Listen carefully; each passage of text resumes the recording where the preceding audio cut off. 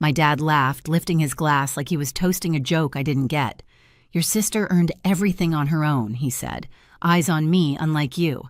The table went still. My mom's hand froze over the serving spoon. I leaned back, feeling something sharp settle in my chest, and said quietly, "Then I'll stop sending you money." The color drained from his face. What money? In that silence, the house finally told the truth. It had been hiding for years. That was the night I stopped being the quiet one. Before I tell you how everything unraveled after that, tell me, where are you listening from, so I know I'm not the only one who's had to draw the line. From the outside, we looked like a family worth envying. Sunday dinners, framed smiles, matching sweaters on Christmas cards. But perfection is easier to print than to live. My name's Rachel Shortridge. I'm 32, the quiet daughter, the one who learned early that keeping peace sometimes meant swallowing your own voice. Helena, my older sister by 2 years, was the golden one. Teachers adored her, neighbors bragged about her, and my parents treated her success like a shared inheritance. My dad, Frank, ran our house the way he ran his old restaurant. Every opinion had to pass through him. Mom, gentle but exhausted, spent years translating his pride into apologies no one asked for. When the recession hit, their mortgage slipped behind. I had just started my job at an architecture firm, barely steady myself, but I told Mom I'd help until they caught up. $5,000 a month. Quietly, responsibly. Dad refused to use online banking. He didn't trust screens with his money. So I wired everything to Helena's account. She promised to deliver it in cash, or checks said it made things easier. I believed her, because believing her was what we all did. Over time, those transfers became routine, like paying a bill for peace. Each month, I sent the money and waited for a thank you that never came. When Dad mentioned the mortgage being under control, I felt a small warmth, thinking I'd helped. Helena would send an occasional text, "handled," and that was it. Still, something always felt off. The last time I visited the house looked more tired than before, paint peeling the fridge, humming too loudly. Mom smiled through it the way she always did. "Helena's helping us manage things," she said. I wanted to believe it. I really did. That night, while Dad turned up the volume on the evening news and Helena scrolled through her phone, I sat at the same table I'd grown up at, staring at the family photo framed above the fireplace. 4 smiles, 1 truth missing. If I'd looked closer, maybe I'd have seen what was coming, the cracks already running through our perfect picture.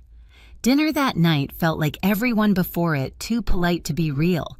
The table was set with the good plates that only came out on holidays. Mom's rosemary chicken filled the air, the same scent I'd loved as a kid back when the silences hadn't yet learned how to bruise. Dad poured himself another glass of wine, looked around the table like a man inspecting a stage, and then smiled in Helena's direction. "Your sister really figured it out," he said proudly. "She's got instinct, ambition." He looked at me when he said it, but the smile wasn't for me. I felt it like a splinter under the skin, familiar, sharp, impossible to ignore. "I'm happy for her," I said the way I'd said it my whole life. Mom nodded absently, reaching for the mashed potatoes. Her hand trembled a little. Dad chuckled, adding, "All on her own, too." No handouts. The air changed. The clink of his glass against the table sounded louder than it should have. I could have smiled and let it go the way I always did. Instead, I leaned back in my chair and heard my own voice, low but clear. "Then I'll stop sending you money." The room froze. Even the hum of the refrigerator seemed to pause. Mom's spoon hung mid-air. Helena's fork slipped and hit her plate with a dull scrape. Dad blinked once, twice before his expression broke. "What money?" he asked. His tone wasn't angry, it was confused. Sincere. That was the worst part. I met his eyes. "The $5,000 I've been wiring to Helena every month, for you and Mom, since last April." He frowned. "You've been what?" Mom looked at Helena, her face draining of color. Helena straightened in her chair, her voice brittle. "She's exaggerating. There were delays." Some months she sent it late. Every month I interrupted quietly. The first of each one. I have the confirmations. The silence that followed wasn't peaceful, it was surgical. It cut. Dad turned to Helena again. "We never saw a cent." Helena's jaw tightened. "You don't understand, there were expenses." Investments. What kind of investment costs $60,000 and leaves you with nothing to show? I asked. Her eyes flashed. You wouldn't get it, Rachel. You never believe in anything unless it's safe. Believing in family shouldn't be unsafe, I said. Mom's eyes filled, her voice trembling. Helena, is it true? Helena looked away. It's complicated. The steam from the food had gone cold. I stood up, pushing my chair back slowly. Then I guess it's her problem now. Dad's hand gripped the edge of the table. He looked at Helena again, but she wouldn't meet his eyes. And in that single breath between truth and denial, I knew the house had just changed forever. That night, the house stayed awake. Every wall seemed to breathe with us, restless and heavy. I lay in my old room, staring at the ceiling, tracing the faint glow of the plastic stars I'd stuck there when I was 16. Down the hall, voices murmured, Mom crying softly, Dad pacing. Helena's door stayed shut. I turned on my lamp and opened my laptop. The habit was automatic now. Check the payments, the transfers, the statements. Each line stared back at me like an accusation, $5,000 on the first of every month. My own digital fingerprints on a crime I hadn't meant to commit. $60,000 in total. Gone. The next morning, Dad sat at the kitchen table with his head in his hands. Mom stood by the window, still in her robe, coffee gone cold. She says it's tied up in something Mom whispered. A company. A company doesn't eat mortgage payments, I said. It eats trust. Dad's jaw flexed, eyes red. We'll talk to her when she wakes up. But Helena didn't wake up. She was already gone. Her car missing from the driveway, her room empty except for a perfume cloud that lingered like a lie. A single sticky note sat on her dresser. Don't overreact, I'll fix it. I stared at the words until they blurred. She's not fixing anything, I said. She's running. Mom began to cry again, small broken sounds. Dad grabbed his coat, muttering something about finding her. I caught his arm.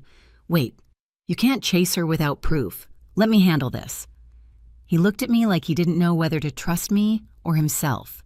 Then he nodded once. That day I did what Helena never expected. I worked the problem like a blueprint. I started with the structure, every transaction, every date, every message. Then the weak points where the money changed hands. Each transfer confirmed Helena's account every time. Evan came over that evening, my laptop glowing between us. You're digging deep, he said quietly. I have to, I replied. This isn't just about the money, it's about how long she thought she could lie to me and get away with it. He nodded. What's your next step? The bank, I said. And then a lawyer. At the branch, the manager frowned as she looked through the records. These were all redirected, she said, pointing to Helena's name. Account holder used the funds for private transfers, looks like another intermediary. To who? I asked. She hesitated. A man named Mason Vale. I felt something inside me lock into place. A name, a direction, a trail. When I walked out of that bank, the cold January air hit my face like a vow. I pulled my coat tighter and whispered to myself, you wanted to play with trust? Helena, fine. Let's see how much truth costs. 3 nights later, the doorbell rang just after sunrise. I was in the kitchen with Mom, both of us running on little sleep and too much quiet. Dad was still upstairs sorting through papers he no longer trusted. When I opened the door, a man stood on the porch, jeans hoodie, the kind of smile people practice in the mirror. Morning, he said easily. You must be Rachel. I'm Mason. The name landed like a stone. Helena's Mason, he chuckled. I guess you could call me that. Behind me, I heard Dad's footsteps, slow but heavy. He came to stand beside me, his voice low. What are you doing here? Mason held up a small folder like a peace offering. Just clearing up a misunderstanding. Helena asked me to drop these off, proof of our investment. Mom appeared in the doorway, pale and trembling. Investment, Mason flashed his grin again. Startup work. We're building an app connecting local artisans with clients. Scalable, forward thinking, you know how it is. I stepped aside. Show us. He entered like he owned the place, spreading out glossy printouts across the table. Mock-ups, fake charts, random buzzwords, phase 1 projected growth, beta launch. Not a single number added up. Dad flipped through the pages, face tightening with each turn. This is nonsense, he said. Mason's smile faltered. Every big thing starts small. $60,000 small, I shot back. He looked at me, still pretending calm. "You've been talking to Helena." "No," I said. "I've been talking to the bank." The air shifted. Mom clutched the back of a chair. Dad's breathing grew rough. Mason leaned on the counter, casual again, but his eyes were sharp. "You don't understand," he said. "She wanted this. She believed in me. And you let her believe," I said, "because it paid your rent." Before he could answer, the sound of tires crunching on gravel filled the silence. I turned to the window. Helena's white sedan pulled into the driveway. She stepped out, sunglasses on, though the sky was gray. The door opened, and there she was, hair perfect, coat too. Expensive, smile practiced. When she saw Mason, her expression cracked. "What are you doing here?" Mason's voice softened instantly. "Babe, I told you I'd fix it." Her jaw tightened. "You weren't supposed to come here." Dad's voice was quiet but deadly. "You took your sister's money. You lied to us." Helena's eyes flicked between us. "It's not what you think." "Then explain it," I said. "Because 60,000 disappeared, the mortgage fell behind, and somehow he's driving a new car." She looked at Mason. "You said we'd double it in a year." His shrug was careless. "Plans change." "Plans?" Dad's fist hit the table so hard the glasses rattled. "You stole from your own family." Helena flinched but still clung to the illusion. "It's not stealing if it's an investment. We just needed time." Mom's voice broke. "We skipped our payments because we trusted you." The silence afterward was the kind that swallows sound. I took a step closer to Mason. "So what's your real job?" He smirked. "I'm an entrepreneur." "Funny," I said. "Your last business owes back child support." His face twitched. Helena turned toward me, shocked. "What are you talking about?" I pulled out my phone and showed her the messages the woman with the toddler who'd knocked on our door yesterday. "She's been looking for you, Mason." "For him." Helena's hand went to her mouth. "You lied to me." He sighed like a man tired of drama. "I didn't lie. I just didn't tell you everything. That's the same thing I said." Dad moved around the table, standing toe-to-toe with him. "You're leaving this house. Now." Mason's smile vanished completely. "You can't stop her from seeing me. She's an adult." Helena's voice was shaking. "I'm not going anywhere with you." He reached for her arm, and instinct kicked in. I stepped between them. "Don't touch her." The sound of sirens grew louder outside. Mason froze, eyes narrowing. "What did you do?" "Just returning the favor," I said. "I called the police an hour ago. They're very interested in where the money went." He backed toward the door as flashing lights painted the walls red and blue. 2 officers entered. "Mason Vale," one asked. Mason tried to laugh. "This is a mistake." But his voice broke when they cuffed him. Helena sank into a chair, her entire body shaking. Dad leaned against the counter, pale and silent. Mom cried into her hands. As they led Mason out, he turned to me, his voice a whisper meant to cut.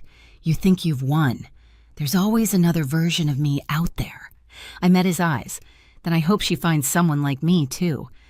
The door shut behind him. The house exhaled for the first time in months. 2 weeks later, the police called. They'd found evidence of multiple scams, 5 women, same story, same promises. Mason had pleaded guilty. The prosecutor wanted Helena's testimony to strengthen the case. At first, she refused. "I can't face him again," she whispered. "You already did," I told her. "And you survived it." In court, Helena sat beside me. She spoke softly but clearly, describing how Mason convinced her to invest how he'd used my transfers as seed money. Her hand shook, but her voice held steady. When Mason tried to look at her, she didn't look back. When the verdict was read, 3 years in prison, 18 months without parole, the room went still. No applause, no celebration, just relief. Dad's hand found mine under the table. Mom sobbed quietly beside him. Helena let out a breath that sounded like surrender. As the bailiff led Mason away, his last glance was met with nothing. We walked out of that courthouse into cold, bright daylight. For the first time, it didn't sting. It felt clean. Later that night back home, I stood in the backyard holding a small box, photos, old receipts, a few notes he'd written Helena. She stood next to me, lighter in the shoulders than I'd ever seen her. "Are you sure you want to do this?" I asked. She nodded. "It doesn't mean anything now." I struck the match.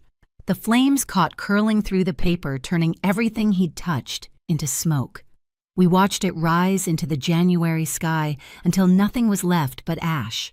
Helena whispered, "He took so much from me." I looked at her. "Then make sure he never gets another inch." By spring, she'd found a small job at an office downtown. Mom tended her garden again. Dad fixed the railing on the porch he'd ignored for years. The silence that used to hurt now felt almost gentle. One afternoon, Helena came to me with a small envelope. Inside was a photo of us as kids at the county fair missing teeth. Sticky fingers laughing like we didn't know what betrayal meant. On the back, she'd written, "Thank you for not giving up on me even when I deserved it." I didn't say anything. I just hugged her. For once, the house didn't need words to stay standing.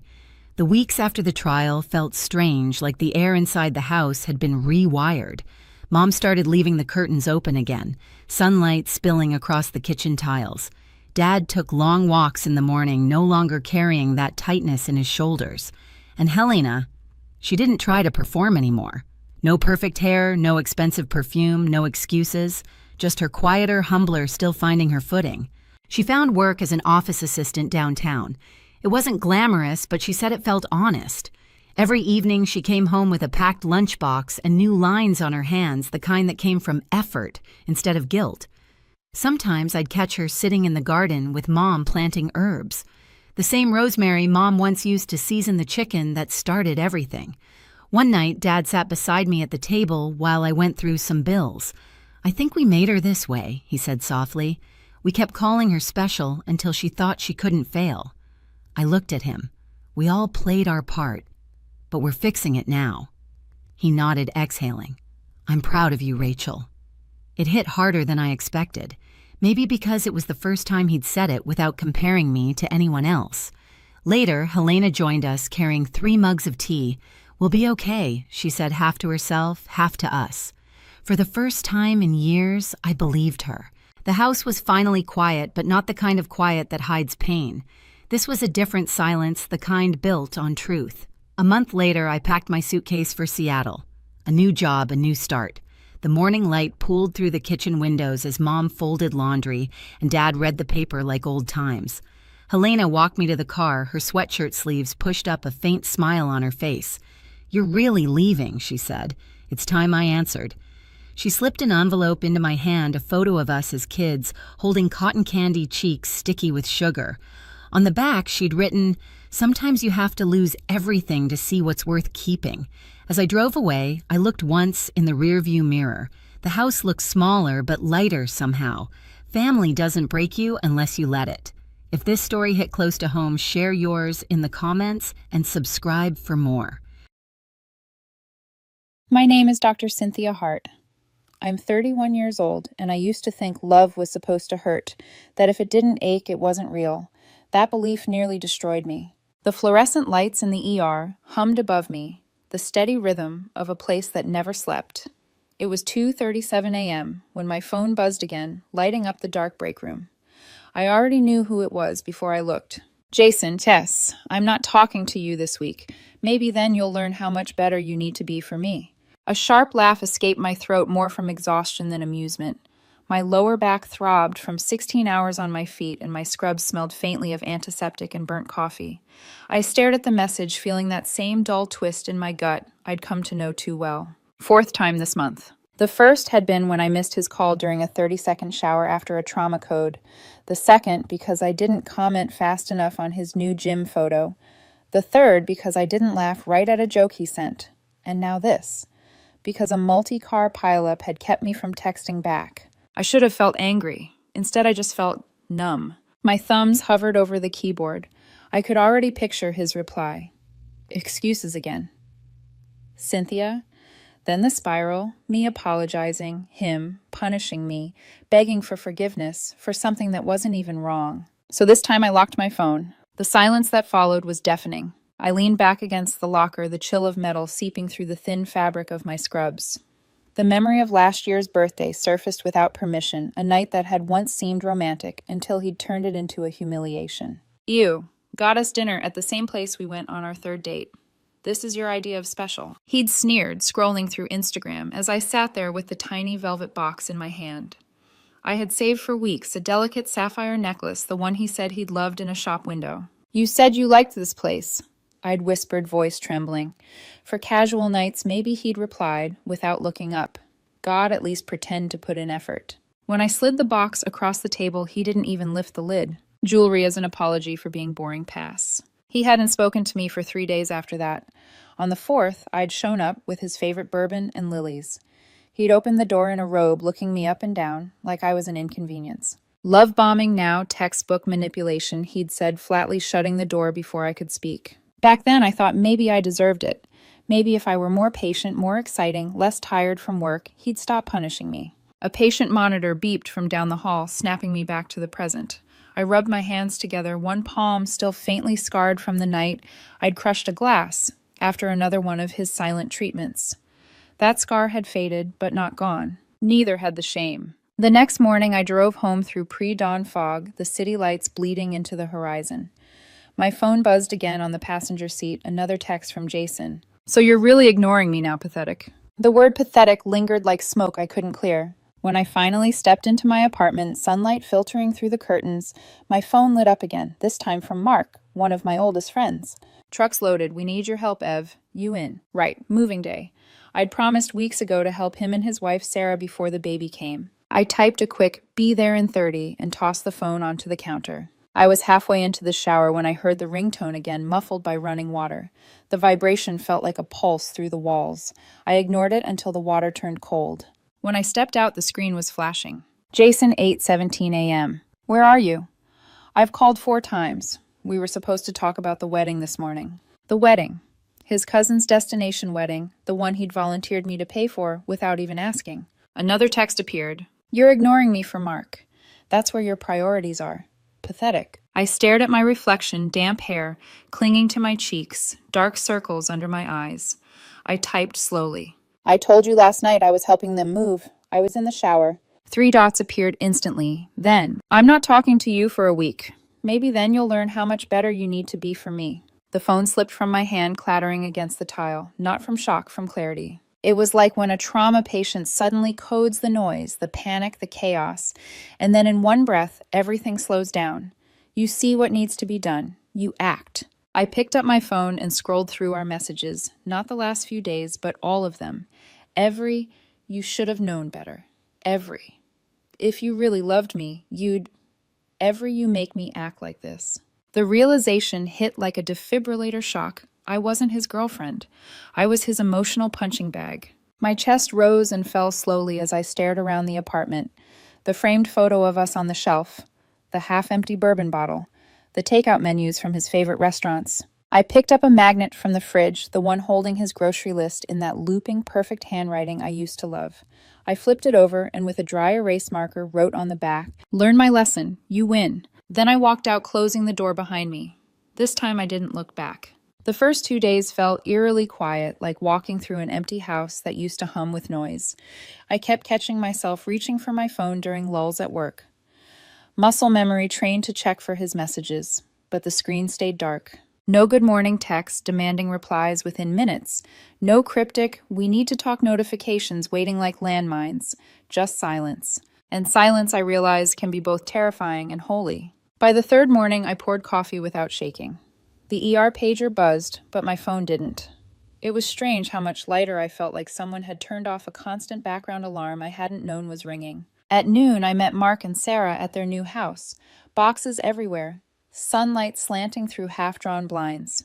Sarah's baby bump was more pronounced now. She moved slower, smiling through exhaustion. You look different, she said, squinting as she handed me a roll of tape. Different how peaceful, like you slept. I laughed softly. First full night in 2 years. Mark grinned. Guess we owe Jason a thank you then. Don't you dare, I said, though the corner of my mouth lifted. While we worked, my phone buzzed once an unknown number. Emergency. My mom's in the hospital. Please answer. My stomach twisted for a moment, the instinct to drop everything nearly won. But then I remembered last night Sarah had sent me screenshots from social media despite my protests. Jason's mother was posting from Cancun, margarita in hand. The manipulation was as predictable as the sunrise. I set the phone face down on the table and kept packing. That evening, while washing dishes at home, I finally allowed myself to feel something other than guilt. I thought about the hundreds of tiny humiliations I'd brushed aside every time he mocked my work schedule, every accusation of being cold because I didn't text during surgeries, every time he'd sulked until I canceled a night shift just to soothe him. And underneath all that pain, a new realization bloomed. Small, steady, dangerous. I was free. Still, freedom comes with ghosts. On the fifth day, as I sat in the break room sipping coffee, my phone buzzed again. A text from another unknown number. Miss me yet. Attached was a meme, that old, distracted boyfriend photo, except my face had been clumsily photoshopped over the woman being ignored. I exhaled sharply through my nose and deleted it without replying. Later that night, while walking to my car under the pale hospital lights, I looked up at the sky. A thin silver moon hung there, fragile but bright, and for the first time in forever, my shoulders weren't hunched. I didn't have to check if someone was tracking my location or timing my replies. Just silence, blessed unbothered silence. The next morning, I woke up naturally, no buzzing phone, no pit in my stomach. I went for a run, let the cold air bite at my cheeks, and felt alive. When I returned home, Sarah had texted, "Don't freak out, but you need to see this." Attached was a screenshot of Jason's Instagram story, a black and white selfie captioned, "When you give 100%, but they only see 50." I rolled my eyes and typed back, "Classic. He's unraveling," she replied. But honestly, good for him. I wanted to agree, but instead I just stared at the message, strangely hollow. There was no satisfaction, just distance. By day 7, his tone had shifted entirely. A final text arrived at 3:17 a.m. "Fine. Stay childish. When you're alone and miserable, remember you threw us away." Old me would have been awake, crafting an apology, rehearsing explanations, trying to fix something that couldn't be fixed. This version of me, the one bathed in quiet morning light instead of emotional chaos, simply slept. When I woke, I brewed coffee, opened my curtains, and let sunlight flood the room. At breakfast with Sarah and Mark later that morning, Sarah slid her phone across the table again. "You'll love this," she said, smirking. It was another post, Jason clinking glasses with a woman at some trendy bar.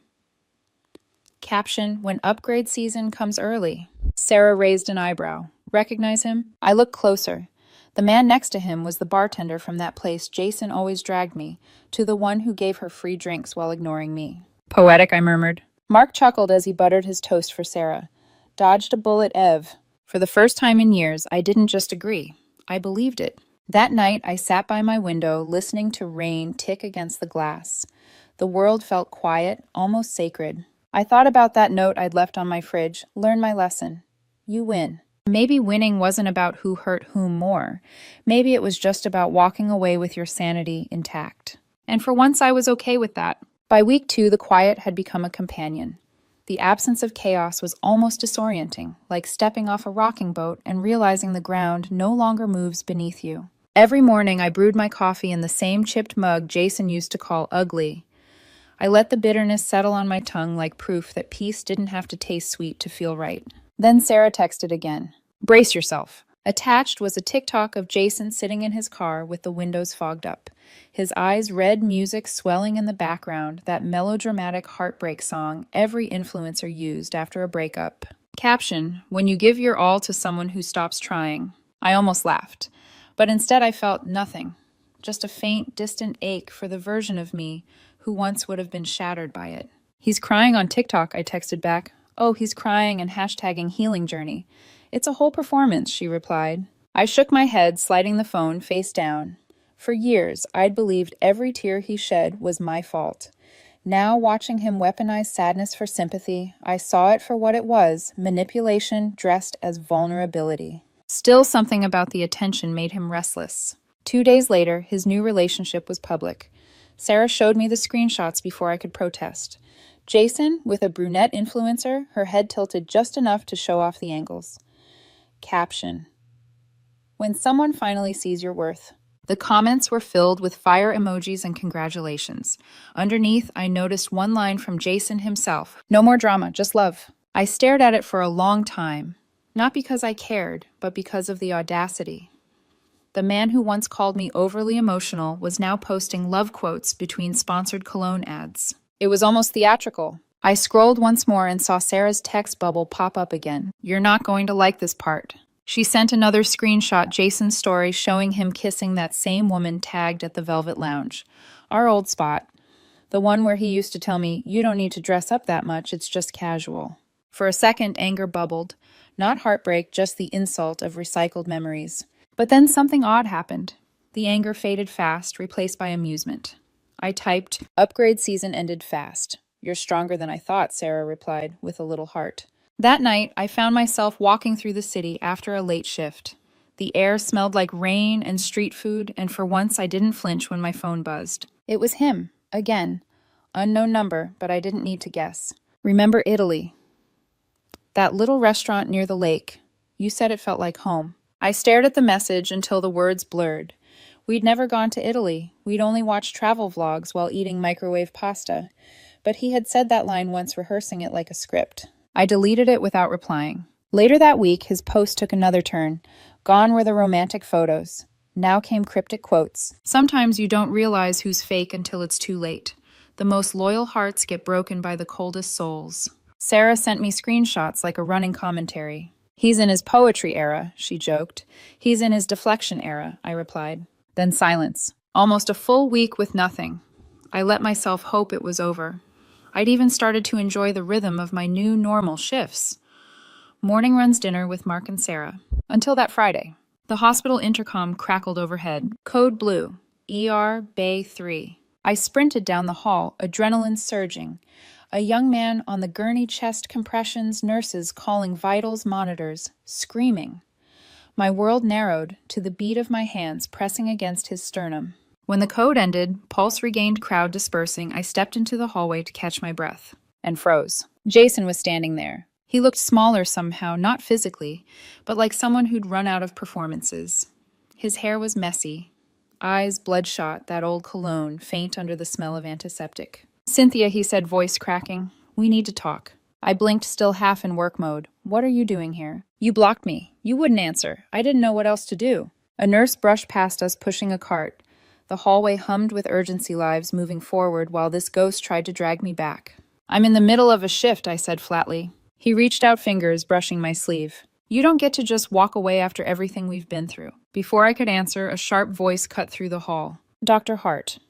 We're losing him again. Dr. Chin's shout snapped me back. I pulled free from Jason's grip. "I'm not doing this right now." "This is exactly what I mean," he yelled after me. "You always choose work over love." But his voice faded behind the swinging ER doors. By the time I came out covered in sweat, heart still pounding, he was gone. Only a folded piece of paper sat on my clipboard. In his handwriting, "You broke us." I stared at it for a long moment, then picked up my pen and wrote beneath it, "No, you broke me. I just stopped letting you." Then I walked away, leaving the note on the counter. The night after Jason showed up at the hospital, I barely slept. Every time I closed my eyes, I saw the same two images, his face in that hallway trembling with anger and desperation, and the patient's chest rising under my hands as life returned. One fight, one heartbeat, one I saved, one I finally let die. The next morning, I walked into the ER early. My badge felt heavier than usual, and yet my steps were lighter. I had already decided what to do. The first thing I did when my shift ended was open my phone. I found his name in my contacts, one I had refused to delete for reasons I didn't understand until now. Maybe I had left it there as proof of something, a reminder of who I used to be. But this time my thumb didn't hesitate. Block, delete, gone. Still my hands shook, not out of fear, but finality. That evening, as I was restocking the trauma cart, Sarah appeared in the doorway, arms crossed, lips pressed into a thin line. "He actually came here?" she asked. "Yeah," I said, avoiding her eyes, while I was coding a patient. "Unbelievable. Believe it. He said I chose work over love." "No, you chose yourself over manipulation," she corrected. Her words hung in the air, grounding me. I thought of the hundreds of moments I'd given up for him. Skipped meals, canceled plans, missed sleep to prove my devotion. He called it love, but it was servitude. That realization was almost physical, like exhaling a breath I didn't know I'd been holding for years. Later that night, I sat alone on my balcony, the city sprawled below like a map of possibilities I'd never dared to follow. The phone vibrated once, a text from an unknown number. "I didn't deserve how you left me. I just wanted to talk." I didn't respond. Another ping seconds later. "I'm sorry, okay, I miss us." I closed my eyes. His apologies were like storm sirens, loud, desperate, impossible to ignore, but they never meant safety. Instead, I opened my notes app and typed something I'd been too afraid to put into words. Closure doesn't come from conversations. It comes from walking away and not turning back. I hit save. That same night, a call came through from the hospital, a genuine emergency this time, a multi-car crash. I rushed in, hair still damp from the shower, adrenaline taking over. Hours blurred together, compressions, stitches, shouting the scent of blood and antiseptic. And then somewhere between the chaos, it hit me. I hadn't thought about him once. The next morning, sunlight spilled through the blinds in soft golden stripes. I brewed coffee and opened the balcony doors, letting the breeze in.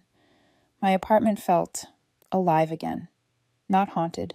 A single unopened message sat on my phone, the last one from him. "You'll regret this." I smiled faintly and whispered, "Not this time." Then I did something symbolic. I changed my phone number. Not out of fear, but freedom. When I went to work later that day, I found that folded note still sitting on my clipboard. "You broke us." I turned it over, scrawled one more line beneath my last message. You can't break something that was never whole. And I tossed it into the biohazard bin, fitting somehow, toxic waste where it belonged. As the day faded into night, the hospital grew quieter. I stood by the window in the break room, watching the lights flicker across the parking lot. In the reflection, I saw a woman who looked calm. Tired, yes, but no longer broken. For the first time in years, I didn't feel like half of something. I just felt whole. 6 months passed. In hospital time, that's 100 shifts, dozens of saves, and more than enough nights to forget a man who once convinced me that love meant survival. I had moved to a brighter apartment near the river, small, quiet, but filled with sunlight. The fridge that once held Jason's notes now held ultrasound photos and baby announcements from friends.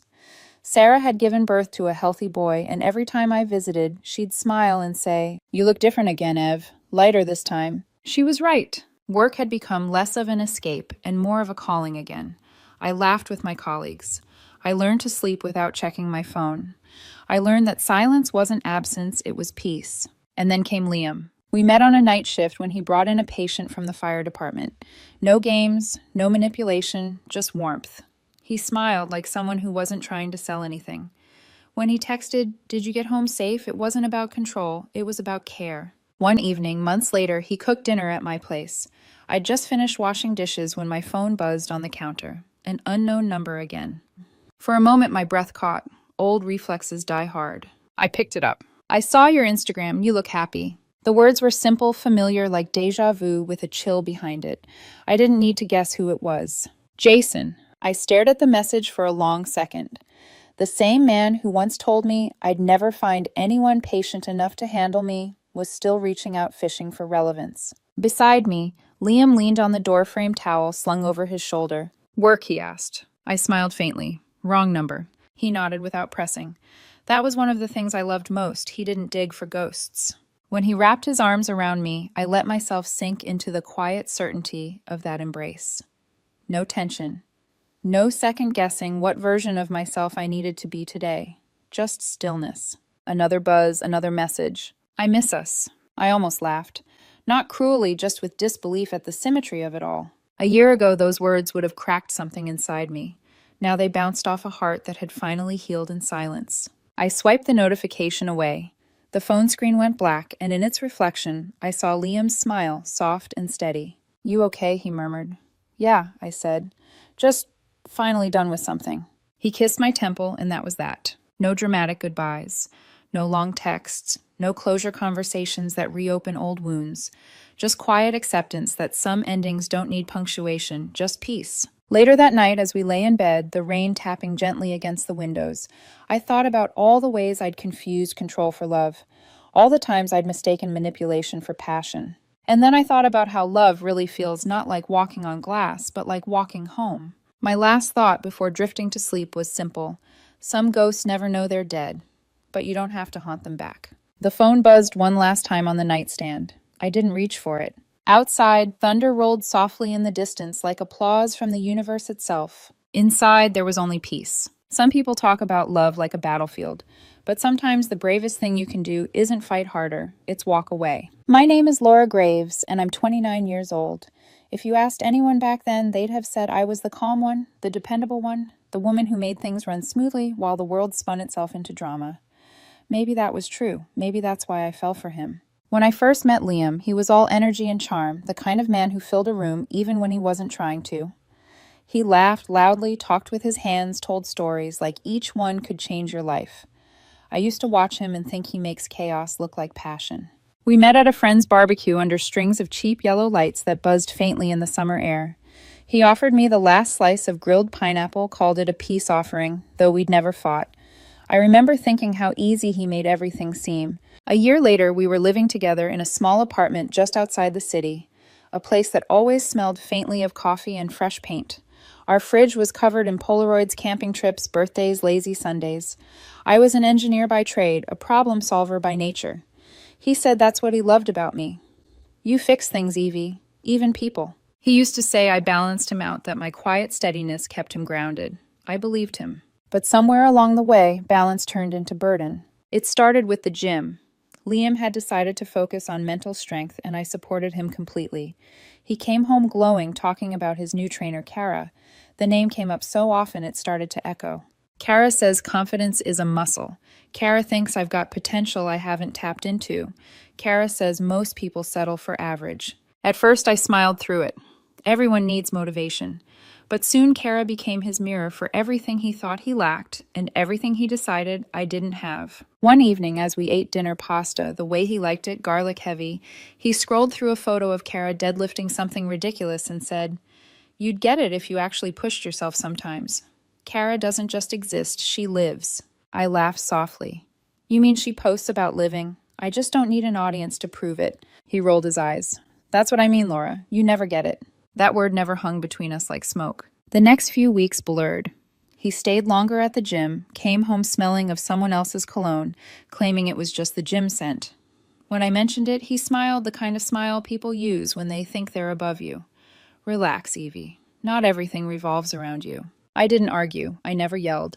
But my silence started saying things neither of us wanted to hear. Then came the night I realized how far we'd drifted. He'd invited a few friends over, 2 women from work, and one guy I'd met once. I offered to get everyone drinks. From the kitchen, I heard him laugh. That sharp, cruel kind of laugh that doesn't sound like joy at all. "She's sweet," he said, "but she's not exactly the type you brag about." The women didn't laugh. The man did. I carried the drinks out like nothing happened, set them down carefully. He looked at me like I hadn't heard. I smiled anyway. That's what quiet women do. We hold dignity, even when no one offers it back. That night, as he climbed into bed, he whispered, "Don't be so sensitive, babe. You know I'm joking." But I wasn't sensitive. I was observant. Every joke chipped away at something I used to be proud of. Still, I tried. I cooked his favorite meals, left notes on the mirror, asked about his day even when he barely answered. I told myself it was a phase that he'd come back down once the excitement faded. But love doesn't die in storms. It dissolves in drips, mockery, replacing respect sighs, replacing conversation. By the time autumn came, I could feel it. The quiet contempt. He'd scroll through his phone while I talked smirk when I offered to help with his errands. The same man who once said I steadied him now treated me like a weight he couldn't wait to drop. I wasn't stupid. I just wanted to believe that the man who used to trace constellations on my back while I fell asleep was still somewhere in there. But that illusion ended the night everything snapped. It was supposed to be simple, a birthday dinner for one of our friends. I came home from work, still in my uniform, and found Liam pacing in the living room, dressed in a black shirt that clung too tight. "You ready?" I asked. He looked me up and down, that smug half-smile tugging at his mouth. "You're really wearing that?" I blinked. "Yeah. What's wrong with it?" He shrugged. "Nothing. Just, you don't really try, do you?" The words landed quietly like pebbles dropped into water. I didn't respond. I just changed my earrings and told myself not to let it ruin the night. At dinner, Kara's name came up again because of course it did. Every time she was mentioned, his eyes lit like he'd swallowed a spark. When he reached for my hand under the table, his thumb brushed mine mechanically, his gaze fixed on his phone. When we got home, I finally said it. "If you respect me, stop bringing her up every 5 minutes. He laughed short and sharp. "You're jealous again. It's unattractive when you act insecure." "I'm not jealous," I said, voice steady. "I just don't like being compared to someone who only exists in your fantasies." He turned eyes cold. "You'll never be like her. She lives. You just exist." For a long moment, I said nothing. I just looked at him, the man who once said I was his calm in the chaos, and saw only contempt. I didn't slam doors. I didn't cry. I just stared until he looked away. That night, he fell asleep with his phone face down. At 3:27 a.m., it buzzed. The name on the screen was Kara.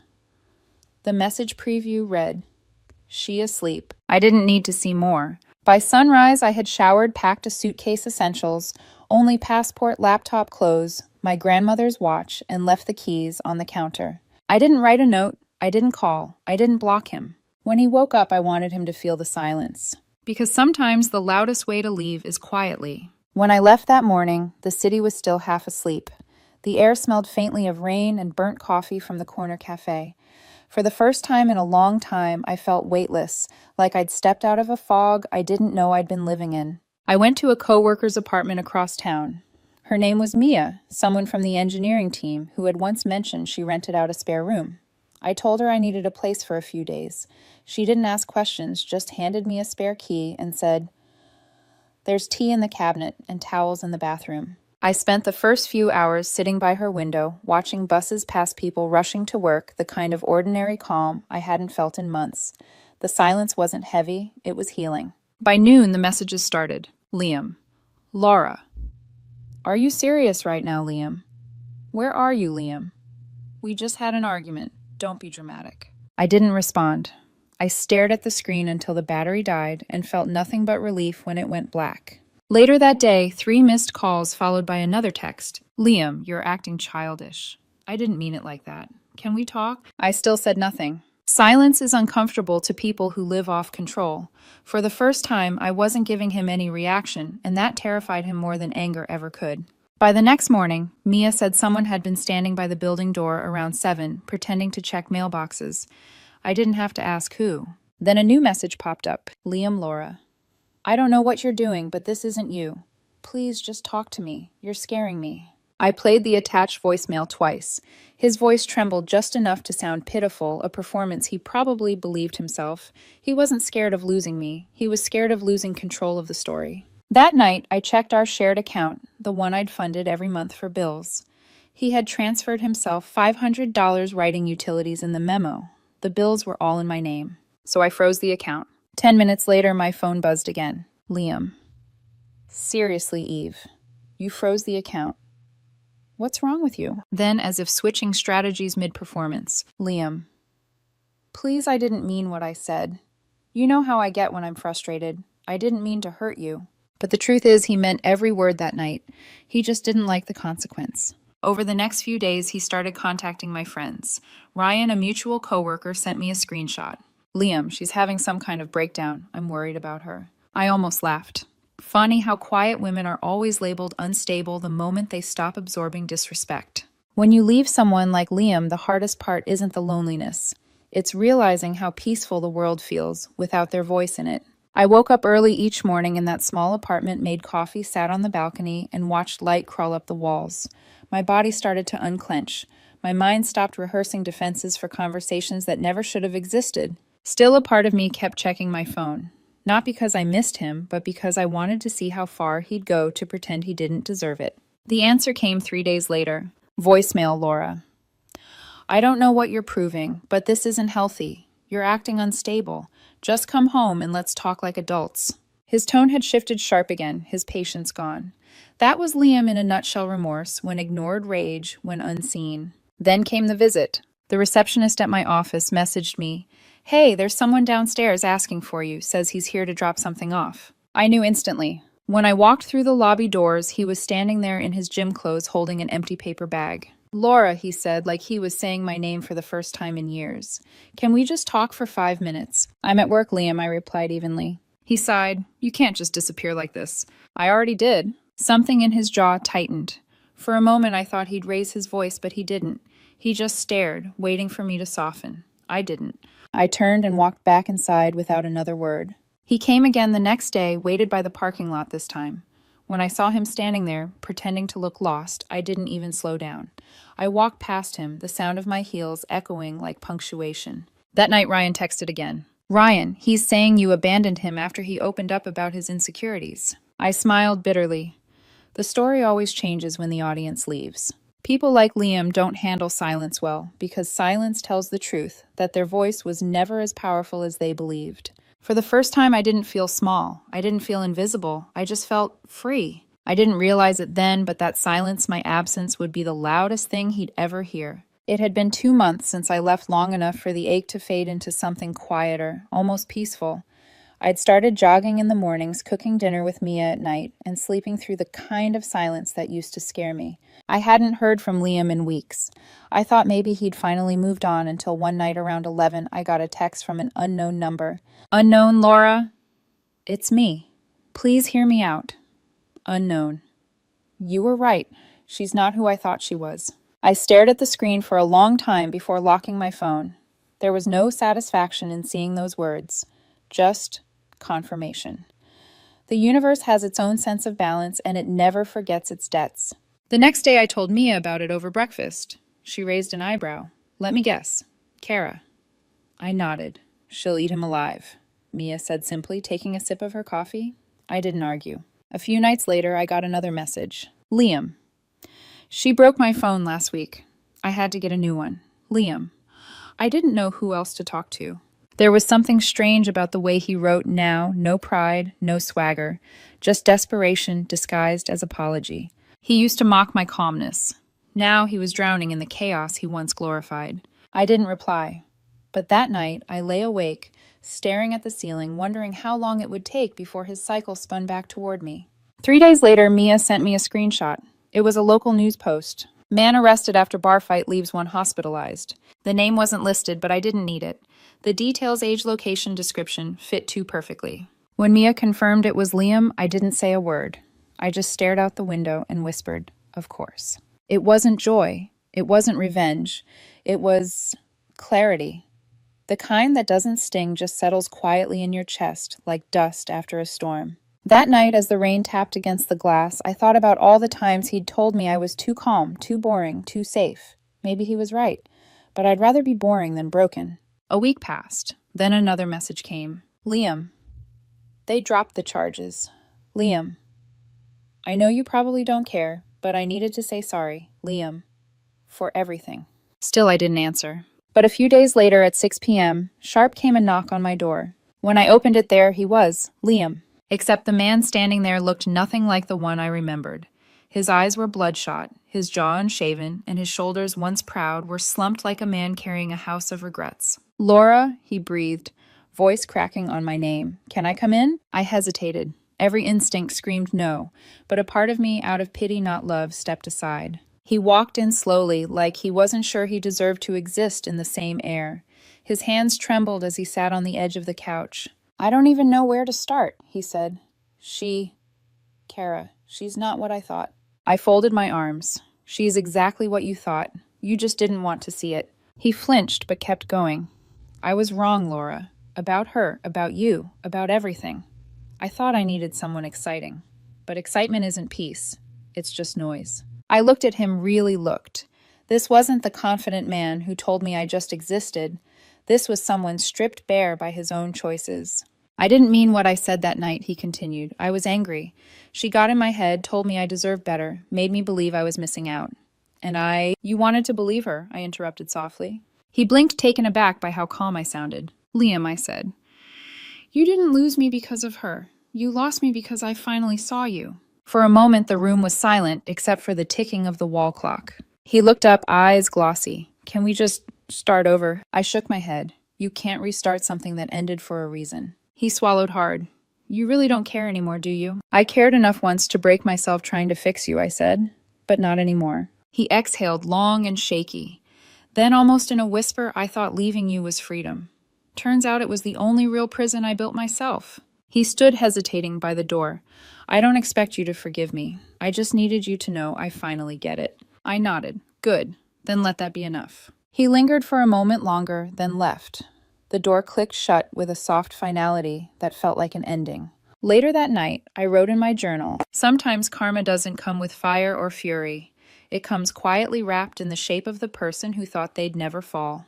And for the first time since leaving him, I smiled, not because he'd broken, but because I finally hadn't. It's strange how easily life heals when you stop feeding what hurts you. After that night, I didn't hear from Liam for a long time. Weeks turned into months, and the space he once filled with chaos became a quiet rhythm I didn't want to lose again. I started running every morning before work. I bought plants that somehow stayed alive. I laughed at small things, Mia burning pancakes, the neighbor's cat sneaking into our kitchen window. Slowly, I built a world that didn't include him. And then one day, life handed me something new. His name was Daniel. We met at a hardware store, both reaching for the same wrench. He smiled awkwardly, apologetic, the opposite of Liam in every possible way. Where Liam was loud, Daniel listened. Where Liam demanded, Daniel asked. We started talking then, sharing coffee, then pieces of our lives. There were no grand gestures, no fireworks, just ease. And for the first time, I realized peace could be passionate too, just quieter. I didn't post about him. I didn't announce anything. After what I'd lived through, I'd learned that real happiness doesn't need to prove itself. But peace has a way of attracting ghosts. One evening, my phone buzzed with a message from Ryan, the mutual friend who'd once been caught between us. Ryan heads up Laura. He's been asking about you. Says he doesn't recognize who you've become. I read the message twice. I could almost hear Liam's tone in those words, half admiration, half resentment. He couldn't understand that I hadn't changed. I'd just stopped shrinking. A few days later, the next message came. Liam, I heard you're seeing someone. I'm happy for you, but I wish I'd met this version of you, the confident one. For the first time in months, I responded. Just one line. Me, she was always here. You just weren't looking. He didn't reply. Not that day. But at 2:13 a.m., another message appeared. Liam, do you ever think about what we could have been if things were different? I stared at it for a long time before typing back. Me, no. I think about what I was and what I'll never be again. 5 minutes later, read, then silence. Weeks passed, and little by little I started to hear the echoes of his downfall. Kara had left him. He'd lost his job after missing too many shifts. Friends distanced themselves when his stories stopped making sense. Ryan told me one night over coffee. He's not the same. It's like he's searching for someone to blame. I smiled faintly. He always was. Then came the night that closed the circle. Mia invited me to her engagement party, a rooftop dinner surrounded by fairy lights and city noise. I almost didn't go, but I owed her too much to skip it. The night was warm laughter spilling like champagne. I was talking with Daniel near the bar when I heard a voice behind me. Laura. I didn't need to turn to know. That voice had been burned into me long before it broke me. When I turned, I barely recognized him. Liam looked smaller, not physically, but in presence. The sharpness was gone, replaced by something hollow. His once proud shoulders slumped slightly, his eyes tired. Wow, he said, forcing a smile. It's been a while. It has, I said evenly. He looked around like searching for the right words. You look good. I feel good. That answer threw him off. He laughed softly, awkwardly. You really did change. No, I said. I just stopped mistaking exhaustion for love. He glanced toward Daniel, who had stepped away to greet someone. Is that him? Yes. He nodded slowly. He seems nice. He is. There was a pause, one of those heavy silences that carry 100 unsaid things. I know I said terrible things, Liam whispered. That night, what I said about you not living, I didn't mean it. Yes, you did, I said quietly. You just didn't expect to hear yourself say it out loud. He flinched. I thought I wanted excitement, someone wild.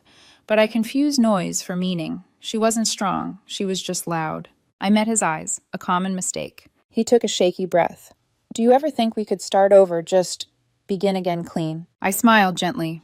No, Liam. Some endings are mercy. He looked down at his hands. You really don't care anymore, do you? I cared enough to build a life around you, I said softly. Enough to lose myself trying to prove I was enough, but not anymore. He nodded slowly, eyes glistening. I hope he treats you right. He does, but the truth is he doesn't have to try. He just doesn't destroy the things he says he loves. That silence between us was the truest thing we'd ever shared. After a moment, he whispered, I'm sorry. I know, I said. But apologies don't fix contempt. They just prove you finally see it. He smiled, faintly defeated. I hope you're happy. I am. I hope someday you stop chasing versions of people you invent in your head. He blinked, nodded once, and stepped back. I watched him walk away, disappearing into the warm glow of the city lights, until he was just another figure in motion, blurred, distant, fading. When he was gone, Daniel came back, slipping his arm around my shoulders. You okay? He asked gently. I smiled. Yeah, I finally am. As we left the rooftop that night, I looked up at the skyline and thought, he told me I'd never live like her. He was right. I live better quietly, completely, without needing to be seen. It's been a year since that night on the rooftop. A full year since I saw Liam for the last time, thinner, quieter, and full of regrets he finally had to carry alone. Sometimes I still think about the girl I used to be, the one who waited by her phone trying to decode silence like it was a secret language, the one who thought love meant fixing, not recognizing when something was broken beyond repair. I don't miss him. I miss the version of myself who believed that love could survive anything, even contempt. She was naive, but she was brave. Now my life is slower, softer. I wake up before sunrise and run until the sky turns gold. Daniel makes coffee while I shower, humming off key to songs he never quite remembers the lyrics to. Sometimes I catch myself smiling for no reason, just because there's no weight in the room anymore. It's peace, not perfection, and that's enough. Every now and then, Liam still finds a way to orbit my world. A mutual friend will mention his name in passing, that he's working on himself, that he's trying to stay sober, that he's different now. Maybe he is, maybe he isn't. But the truth is, it no longer matters. Because growth only counts when it's quiet, when you change not to win someone back, but to finally meet yourself again. A few weeks ago, I found an old box while cleaning my closet. Inside were scraps of our shared life movie tickets, a cracked photo frame, the spare key. He never used to lock anything. I held it for a while, then dropped everything into the trash. The sound it made was small, but it felt monumental. It wasn't bitterness, it was release. One night, Daniel and I were having dinner when my phone buzzed with a notification. It was from Instagram, a new message request. From Liam. I hesitated before opening it. It was short. Liam, I saw your latest post. You look happy. I'm glad. That was it. No begging, no manipulation, just closure. I didn't respond. Not out of cruelty, but because some stories deserve silence at the end. I turned off my phone and went back to my dinner. Daniel was telling me about a hiking trail he wanted to visit that weekend. His hands moved as he spoke, eyes, bright voice. Steady, the kind of steady I once thought was boring, until I learned how rare it really is. I reached across the table and took his hand. He stopped mid-sentence, smiled, and said, "What?" Nothing, I said softly. Just, "Thank you for being quiet in all the right ways." Later that night, I stood by the window, watching the city lights shimmer against the glass. For a long time, I thought strength was surviving people like Liam, enduring, forgiving, holding on. But it isn't. Strength is walking away without hating yourself for it. It's learning that silence isn't weakness, it's wisdom.